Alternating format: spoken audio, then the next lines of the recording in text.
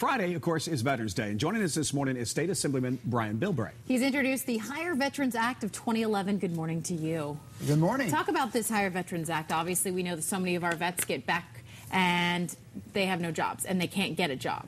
The big difference with this one is rather than the federal government trying to operate something out of Washington, we're talking about, and the Democratic congressman from Georgia joined with me, let's get the local community, get the chambers and the different business communities involved in programs to basically provide these programs in the community of interest. When the veterans come back, you don't have somebody in Washington basically working with them. You have the local community businesses working with them. That's the whole big difference, and bake this down to where it's the federal government working with the community, but the community is providing these programs through the federal system. So, yeah, what are the programs? Are we talking about We'll talk about training. We'll be talking about a lot of recruiting right off, letting them know what's available. That's one of those problems you have is you have, young men and women coming back. They've been out of their hometown community for so long that the connections are gone. They now will be plugged in with people that not only have been in the community, but have been in the business community and know what's possible. The other thing is also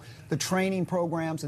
You have the local chambers and business people actually working with the veterans at making sure the training they're getting are training that is needed for the jobs in the community, rather than some abstract concept of somebody out in another state saying, well, theoretically this should be it. So it really is getting to that outcome issue. And Congressman, I want to apologize. I read State Assemblyman without thinking. Obviously, you're a U.S. Congressman. But the other bill that we were just talking about is something to do with the America's Cup that's coming in town this weekend. America's Cup is coming up this weekend.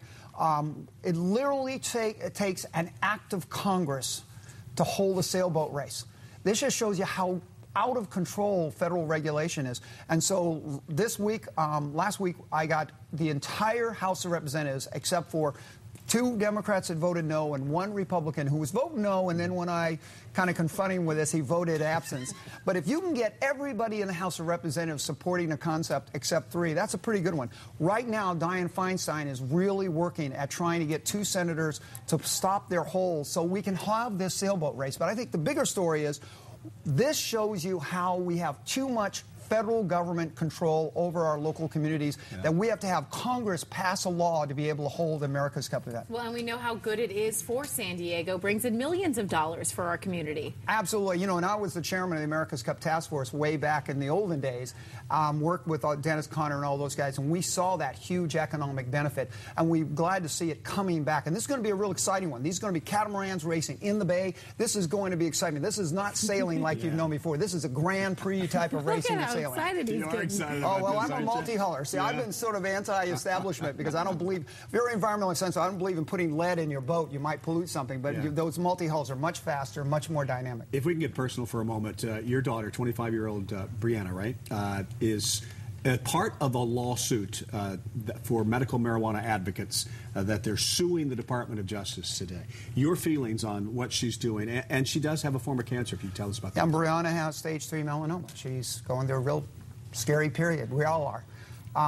But she found that while she was doing her finals at USD, she was going through chemo. She's, first of all, very light anyways, and she couldn't eat. She had to eat. She was very nauseous, and that the hundreds of dollars of anti-nausea medicine wasn't doing well, so she went to her doctor, and her oncologist agreed, and she used medical marijuana for that use. And when this issue came up, she spoke up about it. And frankly, I think that I'm proud that she's taken her positions. It's not necessarily my position, but I think that this is what it's all about. I'm proud to see my children believe in the responsibility of taking leadership and standing up for what you believe in, even if it may catch you may catch heck at home. Well, right, but you know cancer all too well, unfortunately.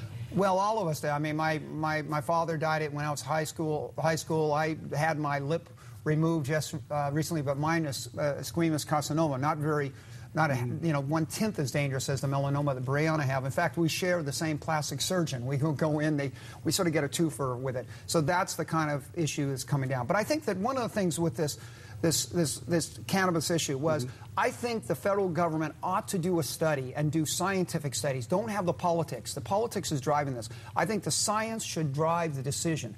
And I'm on a committee. There's a lot of politicians talking about this, but I'm on the committee of jurisdiction. So I think a real responsibility is to ask the scientists to take a look at this, for Congress to make it legal for the scientists to take a look at this, and get the real facts about when and where should this product be used for medical reasons, and not allow it to be played as a political ping pong ball, but also not allow people to use people like Brianna, who's really sick and needing help, as an excuse to allow it for recreational use. And I think the only thing worse than denying people the ability to have this medicine when they're sick is those who would exploit the people who are sick to use it for recreational use. So I've got to catch myself that this needs to be handled responsibly. Well, Brianna has our best wishes, and she's in our prayers. Thank you so much, U.S. Congressman Brian Bilbray. Thank you very much. Thank you so much.